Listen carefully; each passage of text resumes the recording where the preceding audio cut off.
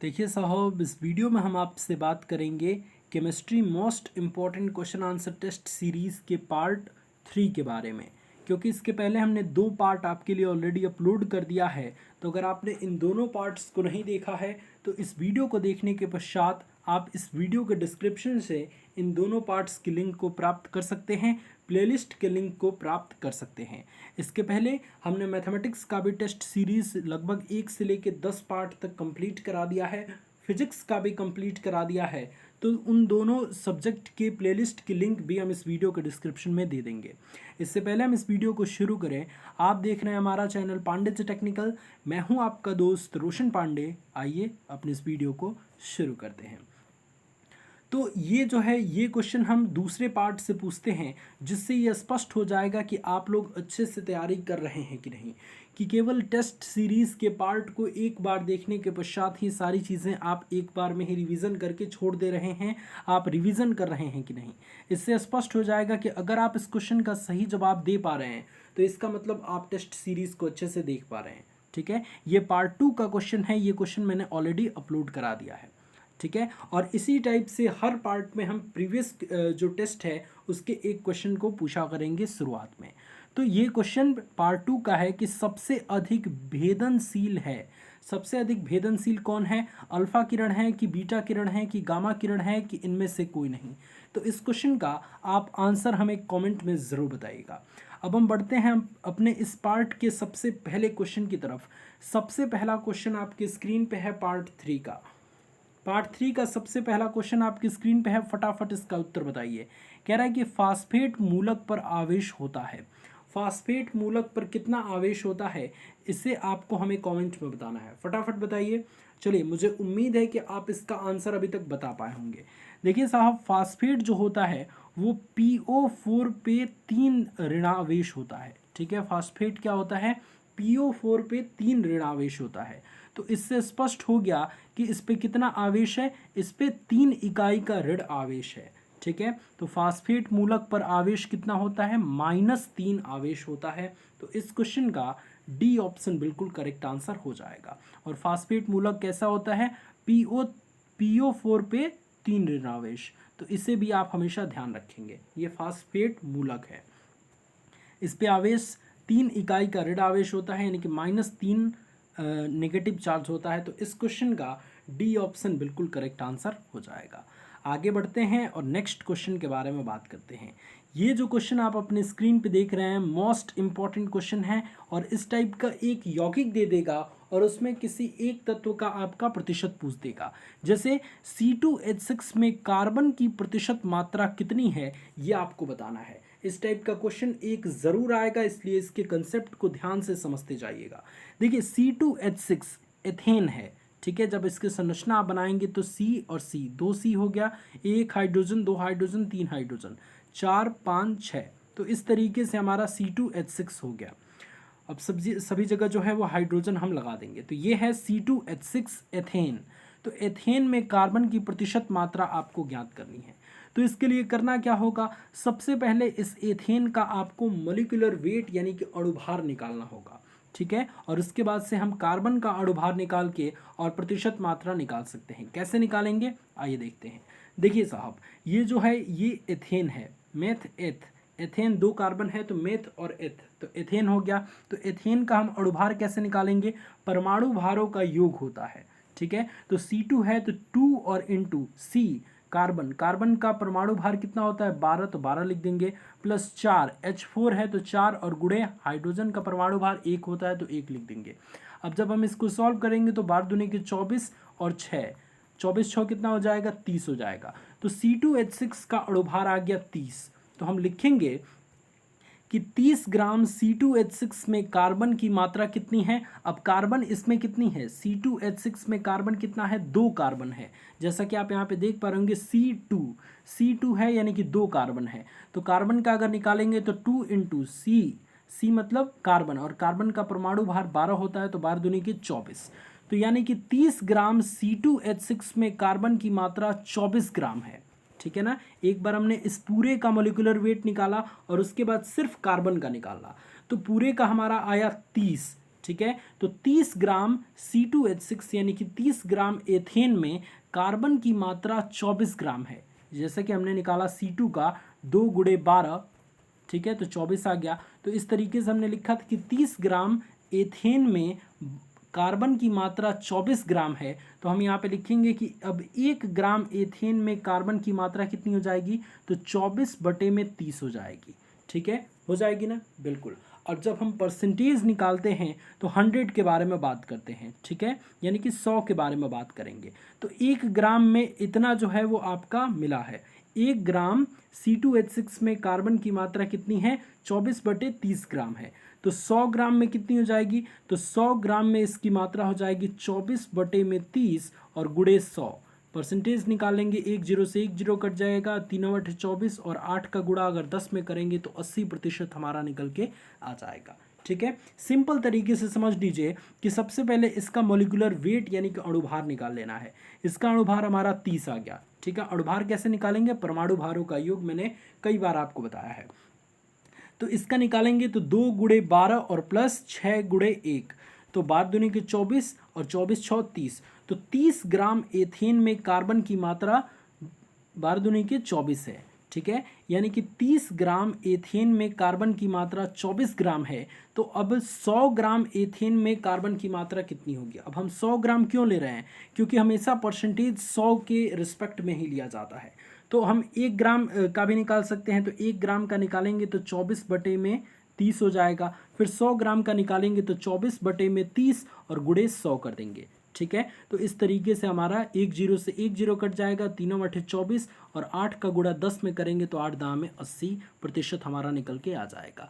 तो इस तरीके से किसी भी यौगिक में किसी भी तत्व का प्रतिशत आप निकाल सकते हैं। अगर आप ट्राई करना चाहें तो आप इसका ज़रूर निकालिएगा। CH4 यानी कि मेथेन में कार्बन की प्रतिशत मात्रा कितनी है, एक बार ट्राई ज़रूर कीजिएगा कि कितना आ रहा है। ठीक है, तो इस क्वेश्चन का बी ऑप्शन बिल्कुल करेक्ट आंसर हो जाएगा। इस टॉपिक पे एक पर्टिकुलर हम वीडियो ज़रूर बनाएंगे जिसमें 4 से 5 आपकी यौगिकों की प्रैक्टिस कराएंगे और आपको प्रतिशत मात्रा निकालने के लिए बहुत बेहतरीन तरीके से उसमें बताएंगे, जिससे आपकी काफ़ी प्रैक्टिस बन जाएगी। ठीक है, लेकिन ध्यान रहे कि इस टाइप के क्वेश्चंस की प्रैक्टिस जरूर कीजिएगा। अब मैं एक चीज़ और दे देता हूं, दूसरा क्वेश्चन। पहला तो मैंने दिया था कि मेथेन यानी कि CH4 में कार्बन की मात्रा कितनी है। अब अगर मैं कहूं तो H2O यानी कि जल में ऑक्सीजन की प्रतिशत मात्रा कितनी होगी, आप ये भी निकाल के एक बार प्रैक्टिस जरूर कीजिएगा।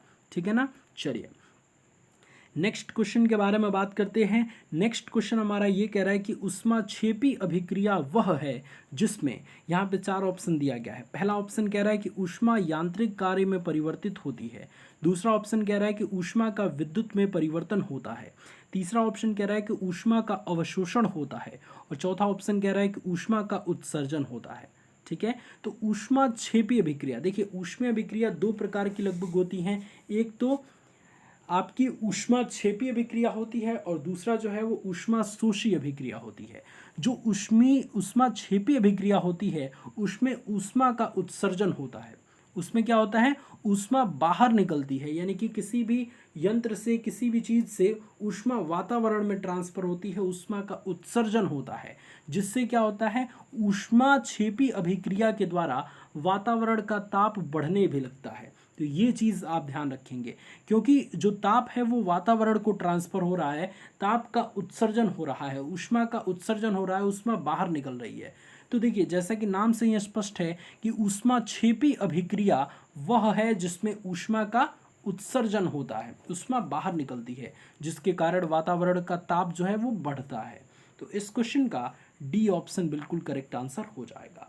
अगर वहीं कहा जाए कि ऊष्माशोषी अभिक्रिया क्या है, तो ऊष्माशोषी अभिक्रिया में शोषण होता है, ऊष्मा का जो है वो अवशोषण होता है, एब्जॉर्प्शन होता है। ठीक है, और इस स्थिति में जो वातावरण है उसका ताप जो है वो बढ़ता नहीं है, कम होता है, क्योंकि ऊष्मा को अवशोषित किया जा रहा है वातावरण से। ठीक है, लेकिन इस क्वेश्चन के लिए चूंकि ऊष्माक्षेपी अभिक्रिया है तो ऊष्मा का उत्सर्जन होगा, इसलिए इस क्वेश्चन का आंसर डी ऑप्शन होगा। ठीक है ना, चलिए नेक्स्ट क्वेश्चन के बारे में बात करते हैं। नेक्स्ट क्वेश्चन आपकी स्क्रीन पे है, फटाफट इसका आंसर बताइए कि उत्प्रेरक ऐसा पदार्थ है जो रासायनिक अभिक्रिया के वेग को क्या कर देता है। यहाँ पे 4 ऑप्शन दिया गया है, बढ़ा देता है या घटा देता है कि परिवर्तित कर देता है कि उपरोक्त में से कोई नहीं।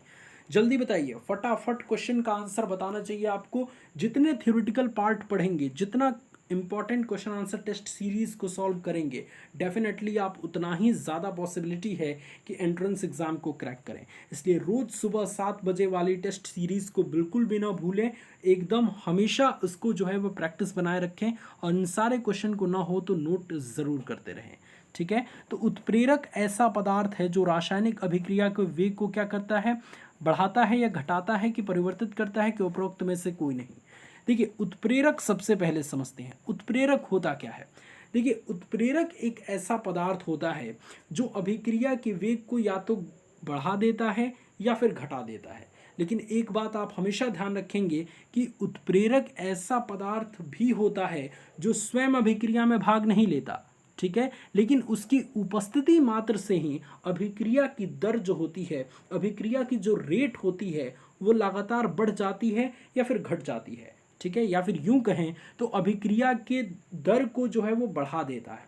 उत्प्रेरक एक ऐसा पदार्थ है जो रासायनिक अभिक्रिया में स्वयं भाग नहीं लेता है, यानी कि वो जो है वो स्वयं घुलकर और उसमें अभिक्रिया के जो है वो संचालन नहीं करता है, परंतु उसकी उपस्थिति के कारण उस अभिक्रिया की दर जो है वो लगातार बढ़ने लगती है या घटने लगती है। तो यूं कहते हैं हम कि उत्प्रेरक एक ऐसा पदार्थ है जिसकी उपस्थिति से अभिक्रिया की जो वेग है वो परिवर्तित हो जाती है। परिवर्तित होने का तात्पर्य ये है कि अभिक्रिया के वेग बढ़ भी सकती है और घट भी सकती है। ये उत्प्रेरक के ऊपर डिपेंड करता है कि वो किस प्रकार का उत्प्रेरक है। ठीक है, अगर धनात्मक उत्प्रेरक रहता है तो अभिक्रिया की वेग बढ़ जाती है, अगर ऋणात्मक उत्प्रेरक रहता है तो अभिक्रिया की वेग घट जाती है। तो इस तरीके से उत्प्रेरक एक ऐसा पदार्थ होता है जो रासायनिक अभिक्रिया के वेग को क्या कर देता है, परिवर्तित कर देता है। तो इस क्वेश्चन का सी ऑप्शन बिल्कुल करेक्ट आंसर हो जाएगा। परिवर्तित करने में ये भी ध्यान रखेंगे कि या तो बढ़ सकता है या घट सकता है। ठीक है ना, परिवर्तित करने का मतलब यही है। और उत्प्रेरक को आप ये याद रखेंगे कि उत्प्रेरक की इंग्लिश कैटालिस्ट होता है और उत्प्रेरक एक ऐसा पदार्थ होता है जो अभिक्रिया में स्वयं भाग नहीं लेता, परंतु उसकी उपस्थिति के कारण उसकी दर जो है वो बढ़ जाती है, अभिक्रिया की रेट जो है वो चेंज हो जाती है, परिवर्तित हो जाती है। तो इस क्वेश्चन का सी ऑप्शन बिल्कुल करेक्ट आंसर हो जाएगा।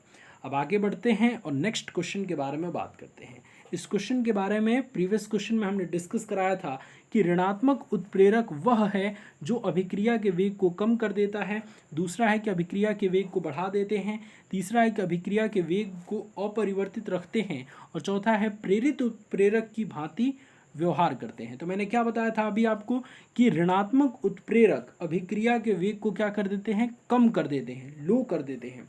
उसके अभिक्रिया की जो रेट है, उसकी जो दर है वो कम हो जाती है, यानी कि बहुत ज़्यादा समय लगता है किसी भी अभिक्रिया को पूर्ण होने में। तो अभिक्रिया की वेग इससे क्या स्पष्ट होता है कि उसकी वेग जो है वो कम हो गई। क्योंकि कहीं भी अगर आपको जाना होता है, अगर आपको लेट लगता है वहाँ पहुँचने में, तो लोग कहते हैं कि आपकी स्पीड बहुत कम है, आप बहुत कम वेग से आ रहे हैं। सेम इसी तरीके से अगर ऋणात्मक उत्प्रेरक जो प्रयोग कर दिया जाए, नेगेटिव कैटालिस्ट प्रयोग कर दी जाए, तो अभिक्रिया की वेग क्या हो जाएगी, कम हो जाएगी। तो इस क्वेश्चन का ए ऑप्शन करेक्ट आंसर हो जाएगा। अब अगला क्वेश्चन का आंसर आप देंगे कि धनात्मक उत्प्रेरक वह है जो क्या करता है, अभिक्रिया के वेग को कम कर देता है, या अभिक्रिया के वेग को बढ़ा देता है, या अभिक्रिया के वेग को अपरिवर्तित रखते हैं, या प्रेरित उत्प्रेरक की भांति कार्य करते हैं। तो देखिए, मैंने क्या कहा था कि धनात्मक उत्प्रेरक पॉजिटिव कैटालिस्ट जो होते हैं वो अभिक्रिया के वेग को बढ़ा देते हैं। ठीक है, उसके वेग को, वेलोसिटी को क्या करते हैं, बढ़ा देते हैं, इंक्रीज कर देते हैं। और वहीं पे अगर ऋणात्मक उत्प्रेरक की बात होगी तो ऋणात्मक उत्प्रेरक अभिक्रिया के वेग को कम कर देते हैं, लेकिन धनात्मक उत्प्रेरक अभिक्रिया के वेग को बढ़ा देते हैं। तो इस क्वेश्चन का बी ऑप्शन करेक्ट आंसर हो जाएगा। तो मुझे उम्मीद है कि बहुत अच्छे तरीके से आपको टेस्ट सीरीज़ समझ आ रहा होगा और आप काफ़ी इंजॉय तरीके से टेस्ट सीरीज़ को सॉल्व कर पा रहे होंगे। नेक्स्ट क्वेश्चन आपके स्क्रीन पे है कि तेल के हाइड्रोजनीकरण में प्रयुक्त उत्प्रेरक है।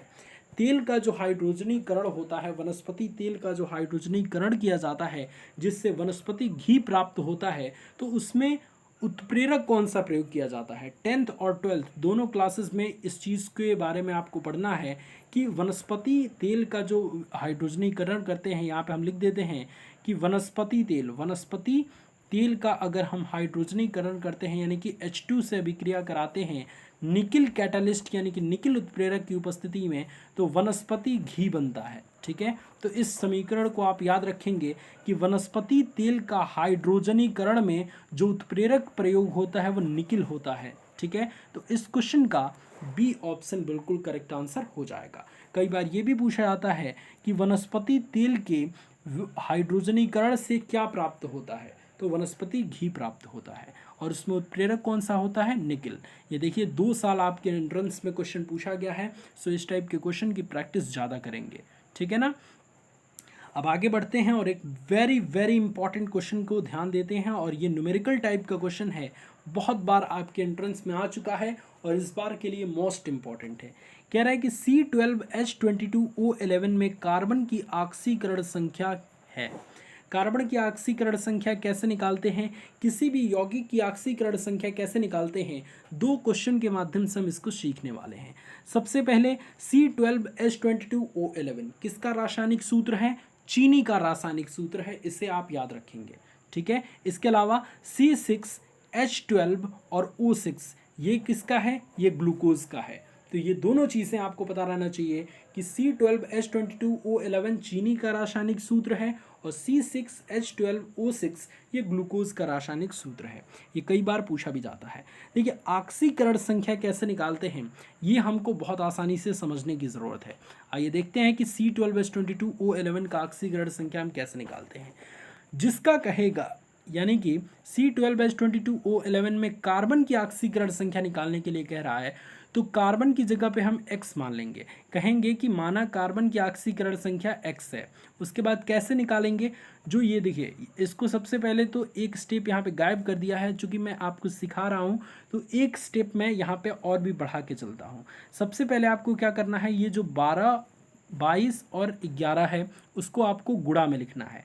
जैसे C12 है तो 12 और गुणे C आप लिखेंगे, फिर प्लस करेंगे, जैसे ही दूसरा तत्व चालू हो प्लस कर दीजिए।